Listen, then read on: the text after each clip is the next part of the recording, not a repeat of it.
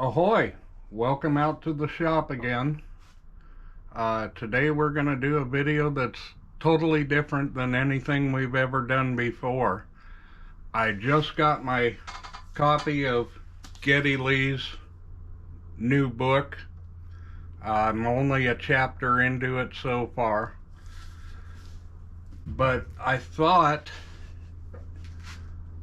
I'd do a list of recordings that are available on YouTube that you can find that even a hardcore Rush fan may not know about. I'm going to provide a picture link in the corner of the screen to every one of these. They're in no particular order from best to worst. Not going to play any of the music due to copyright reasons. You can find all that on your own, but they are definitely worth a listen if you haven't heard them before. So back in the early 2000s, back when the music trading scene was flourishing, I was a hardcore collector of Rush bootleg recordings. There are quite a few Rush bootlegs that are soundboard quality. I probably had at one point close to 1,000 recordings. If you search hard enough, almost all of them are on YouTube in some form or another. So anyway, first on our list is the very first Rush single. This was released in 1973 on their own record label. It's very rare to find a copy of it.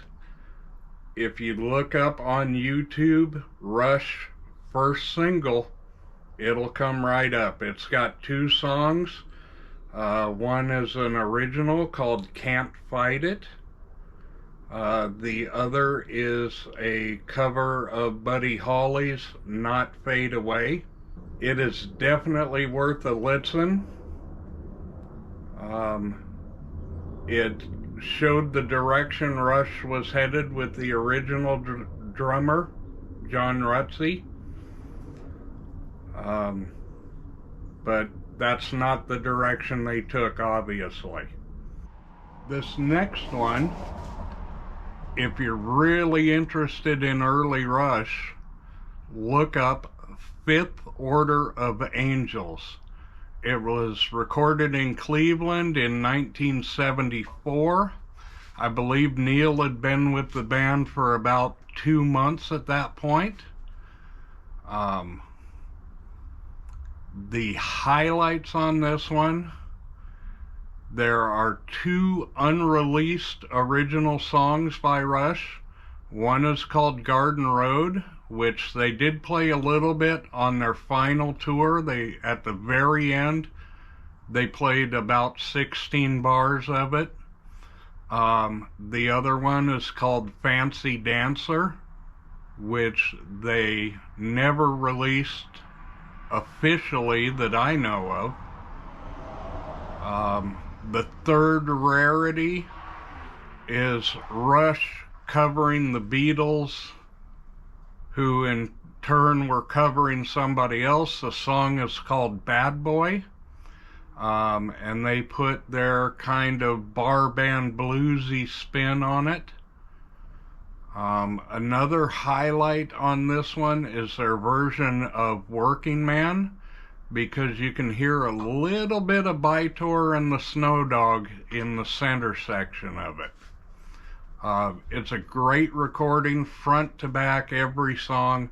I'd highly recommend listening to it. Okay. The next interesting Rush recording, it is not a soundboard recording, so it's a little muddy and grainy by today's standards.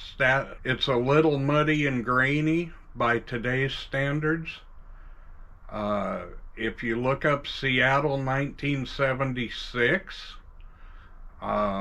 there's a section, I think it's about 4 or 5 songs on, where Geddy has an issue with his bass, and Alex and Neil go into an extended blues jam. Very, very interesting. Worth the listen, even though the quality isn't that great. Next up is actually a song by Max Webster, which was a Canadian band that toured with Rush, opened for Rush. It's a song called Battle Scar, and it features Geddy Lee, Alex Lifeson, and Neil Peart all playing along with the band Max Webster.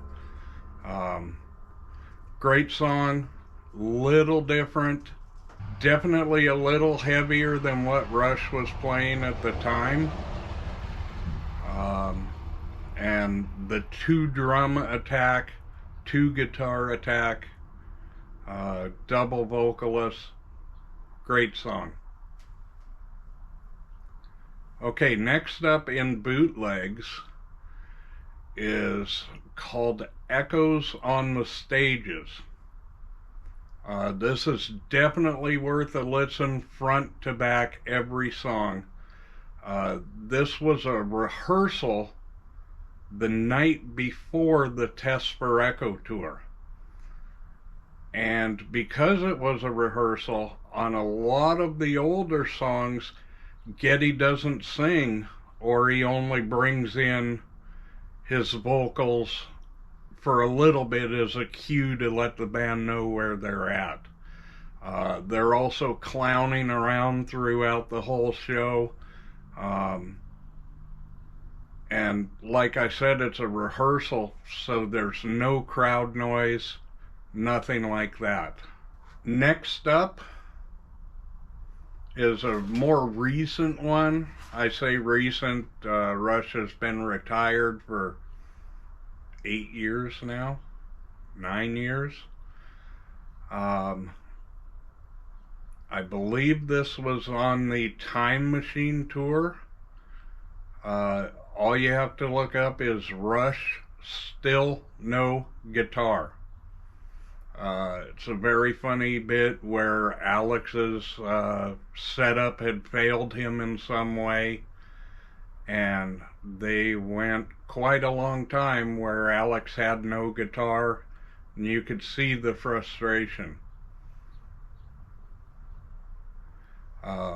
Also from that same Time Machine tour, if you look up Rush, Alex Dances, you'll see a bit where his guitar failed during 2112,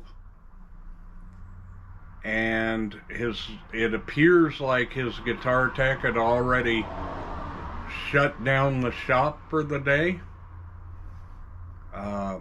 and didn't have a guitar ready for him. So Alex goes into a Ashley Simpson type dance. It's very interesting, very funny. The last one, if you look up Rush Cold Fire Country, the first entry that'll come up is from Auburn Hills, Michigan. The date is 3/22/1994, and this is a soundboard recording where Rush does their country music intro to Cold Fire. Anyway, that's just the beginning list. If you have something, if you have a rarity that you really love from Rush, comment it below. Chances are I've heard it, but if you comment, other people may get a chance to listen.